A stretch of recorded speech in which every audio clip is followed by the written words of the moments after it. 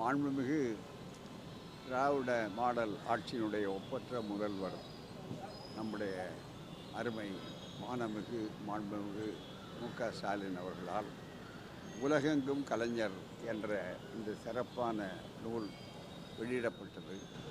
குறிப்பாக சட்டக்கதிர் ஆசிரியர் சம்பத் அவர்களுடைய முயற்சியினாலும் பெரியார் மணியம்மை பல்கலைக்கழகத்தில் பன்னாட்டு அறிஞர்கள் கொண்டு வந்து இங்கே பேசக்கூடிய ஒரு வாய்ப்பை உருவாக்கி அந்த புத்தகத்தை இன்றைக்கு முதல்வர் வெளியிட்டார்கள். அவரிடம் ஒரு முக்கியமான ஒரு வேண்டுகோள் வைக்கப்பட்டது பரிசீலனைக்காக.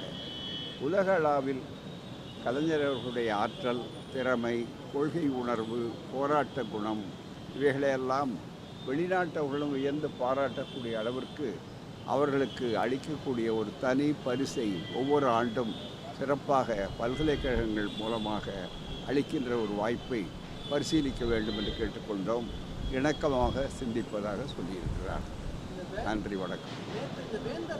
அதே போல் இது வெளிநாட்டு அமெரிக்காவில் கென்சா பல்கலைக்கழகத்தில் கலைஞர் இருக்கைக்கும் அனுமதி கிடைத்திருக்கிறது. அதற்கு அரசு உதவி செய்ய வேண்டும் என்றும் வேண்டுகோள் வைத்திருக்கிறோம்.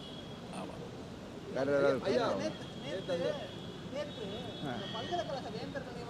அதாவது ஏற்கனவே நான் அறிக்கையிலே எழுதியிருக்கிறேன். இது திட்டமிட்ட ஏற்பாடு, முறையற்ற அரசியல் சட்டத்திற்கும் நடைமுறைக்கும் விரோதமாக 2 பேர் திட்டமிட்டே, மிக முக்கியமாக உச்சநீதிமன்றத்தை விட உயர்நீதிமன்றம் ஏதோ உயர்ந்ததைப் போல ஒரு தவறான சட்டவிரோதமான ஒரு தடையாணை கொடுக்கப்பட்டிருக்கிறது. ஒன்று, அந்த வழக்கு அவசரமாக எடுத்துக்கொண்டு விசாரிக்க வேண்டிய வழக்கும் அல்ல.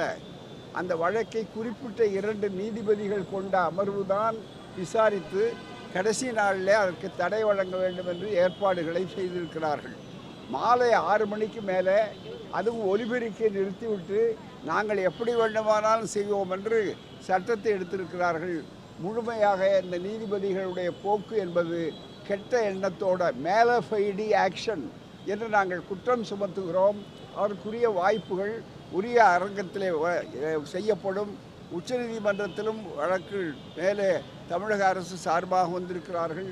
ஒரு அரசாங்கத்தை 1 வாரத்துக்குள்ளாகவே நீங்கள் பதில் சொல்ல வேண்டும் என்று மிக முக்கியமான பிரச்சனையில், அதுவும் உச்சநீதிமன்றம் கொடுத்து அது சம்பந்தமான வழக்குகள் நிலுவையில் இருக்கிற நேரத்தில், அதை வழக்கறிஞர் அவர்கள் சுட்டி காட்டிய நேரத்திலே கூட அதை பற்றி கவலைப்படாமல் நாங்கள் எங்கள் இஷ்டத்திற்கு தானடித்த மூப்பாக செய்வோம் என்பது சட்டத்தை வளைத்திருக்கிறார்கள். எனவே அவர்கள் சட்டவிரோதமாக தந்திருக்கிற அந்த ஆணை மீது உச்சநீதிமன்றத்தில் வழக்கு இருக்கிற காரணத்தால் மேலும் உள்ளே புக விரும்பவில்லை. ஆனால் இது முழுக்க தமிழக அரசுக்கு ஒரு சங்கடத்தை உருவாக்க வேண்டும் என்று கெட்ட எண்ணத்தோடு, மேலஃபைடி இன்டென்ஷன் என்பதோடு இது நடக்கப்பட்டிருக்கிறது. வன்மையான கண்டனத்துக்குரியது. அரசியல் ரீதியாக இது மிக முக்கியமாக ஆளுநர் ஆர்எஸ்எஸ் எப்படி இந்த உணர்வு வைத்திருக்கிறார்களோ அதே போல் ஆர்எஸ்எஸோடு தொடர்பு கொண்ட நீதிபதி தான் இதற்கு தடை அடைந்திருக்கிறார்கள். எனவே முழுக்க இதன் பின்னணியில் ஆர்எஸ்எஸ் இருக்கிறது, நீதி இல்லை. இதுதான் உண்மை.